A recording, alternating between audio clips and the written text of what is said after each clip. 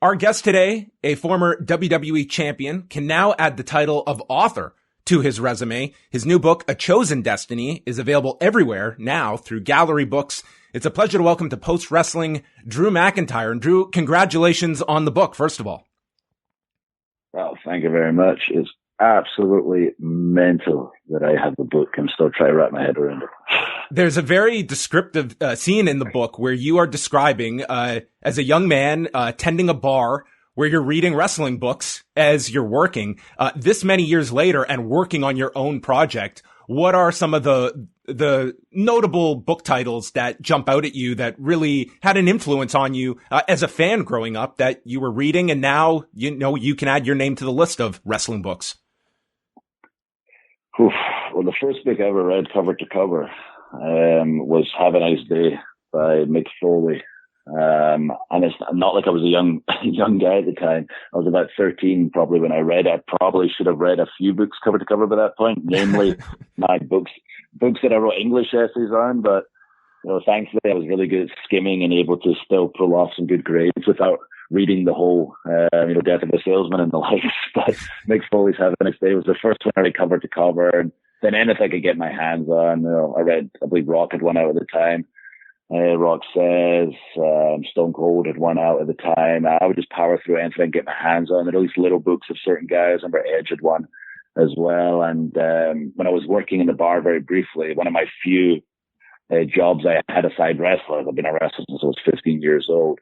You know, it was a very quiet bar. It worked for me, so I would have my university books up, because my dad had sometimes been there, but behind it, I would have Triple H's book, his bodybuilding book at the time. So reading How Can I Get in Shape Like Triple H? And that's the kind of physique I was aiming for at the time. So I'd read that behind my book. And if anyone ever asked for a pint, I'd be so irritated, taking me away from my wrestling. Like, go out there, just give them the death stare, give them their pint, get back to my book. So it is pretty wild, you know, after powering through so many books as a youth. And throughout my whole life, I've read everyone's book, you know, Bret Hart's, Dynamite Kids, anything I get my hands on. And now I've got my own, just mind blowing. In terms of going into a project like this, you know, you have to put a lot of yourself out there, and you describe yourself as a bit of an introvert. What was that process like for you from the beginning when this was presented to you, and going in with the mindset of, you know, sharing a lot of personal elements about yourself? It wasn't easy, but it was important to me to be honest and put everything out there.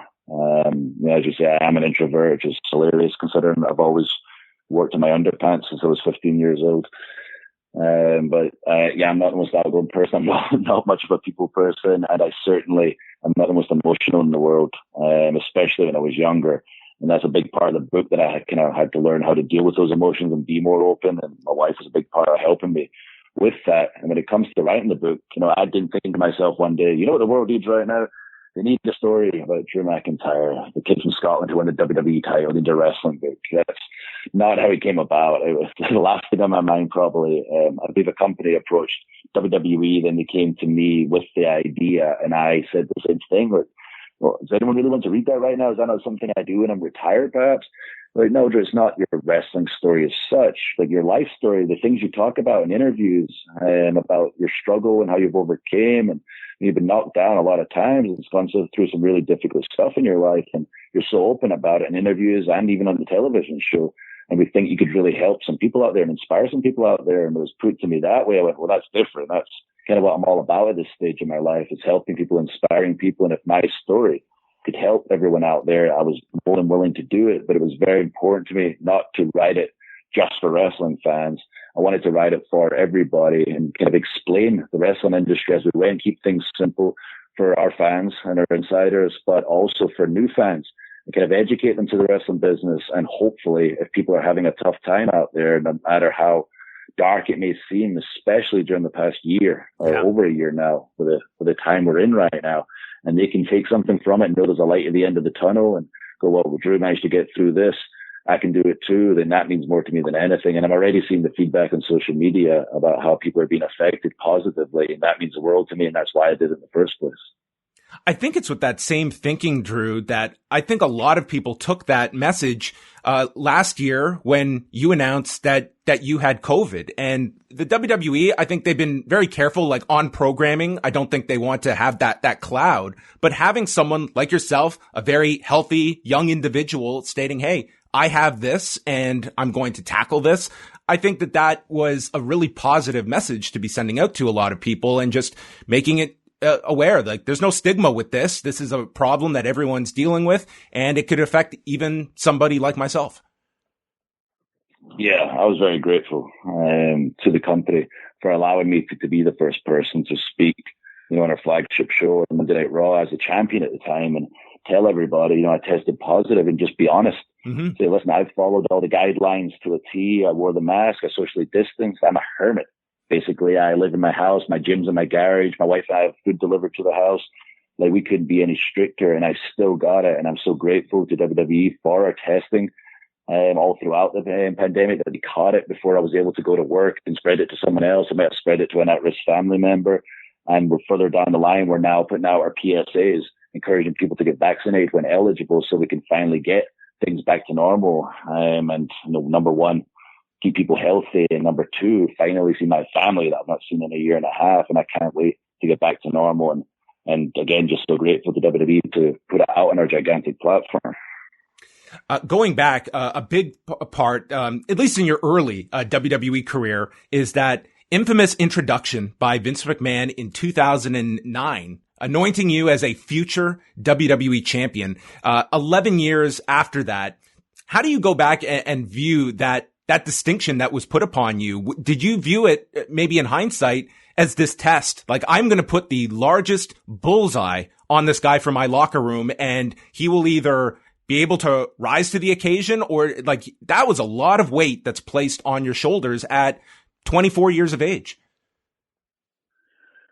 Yeah, I'm not quite sure what his thought process was at the time, but I'm grateful for it. I wouldn't change anything about it. It's the one time that Vince McMahon has went out on television and said, this is the future right here. This is the chosen one. This is somebody that reminds me of myself. Put such a glowing endorsement on me. My nickname was literally the chosen one at the time, and it probably never happen again. Of course, things didn't quite pan out, but it's all part of my story, that I have this unique journey as opposed to starting from the bottom and working my way to the top. I kind of started at the top, fell violently to the bottom. I couldn't be any further at the top at the time, I guess. It was, I went from walking away from the burning building, saving the girl from the tracks, like every kind of top guy in the movie role you can think of. I was that guy, to lower than the comedy sidekick towards the end of my career, until I was actually fired. And it's bizarre, the journey I've taken, but I wouldn't change one thing about it, because it is such a significant part of my history. And I always say Vince McMahon is a bit of a sorcerer. He can see the future. And they predicted the company going public years before it happened. He predicted the network years before it happened. Obviously, we're in Peacock now. And he predicted Drew McIntyre becoming world champion years before it happened. So if he says something, it may take a second, but it's going to happen. And it's going to be a very interesting journey throughout, as detailed in The Chosen Destiny. Especially over the past year, you have been front and center for the company, one of the major stars, and it's coming at such a unique time in history. I'm curious what the dynamic is like today in the locker room, because you're not going to multiple cities every week. You're not going on the international tours. You get together once a week. Is there a different kind of dynamic within the locker room today, just given that it's such a more limited schedule? Everybody's as friendly as ever, and we got a great locker room. We all get along, and I've seen at times in this industry when that wasn't the case. But I guess the difference now is, obviously, we're not on the road. We're not around each other multiple times a week, European tours. So we don't get to hear everybody's story, what's going on behind the scenes, all the family stories, and I kind of miss that kind of stuff. It's just, we're out there on a TV day. It's very, go on TV days. So you don't get to spend the time you'd like to with each of the superstars in the locker room. You might get a little conversation here and there at TV, but it's very TV focused.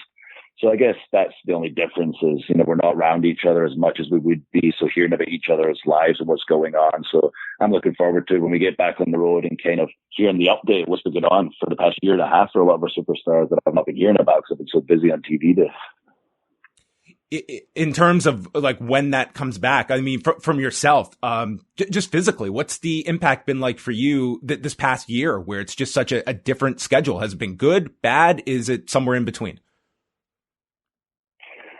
I mean, I'd be lying if I said it wasn't good. I went from wrestling 4 days a week, every single week, sometimes 2 weeks at a time on the tours, to 1 day a week, and sometimes you might not even be wrestling that one day, like 2 times if there's a pay-per-view going on. So my body has had a lot of time to recover, and I've been taking advantage of it. You know, I continue my stretching, I do my DDP yoga, continue my weight training. Diet-wise, obviously, you're not traveling everywhere, so it's a lot easier to stick to a diet.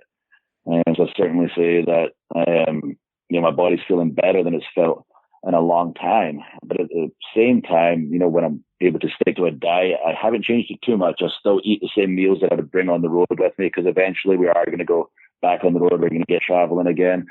I do, you know, get myself in a ring if I feel like I'm a little rusty, to move around just to make sure I've not lost any timing, because I want to be ready. Because the second they say go, you know, I don't want to be 10 steps off, or my body not used to the physicality doing multiple shows a week.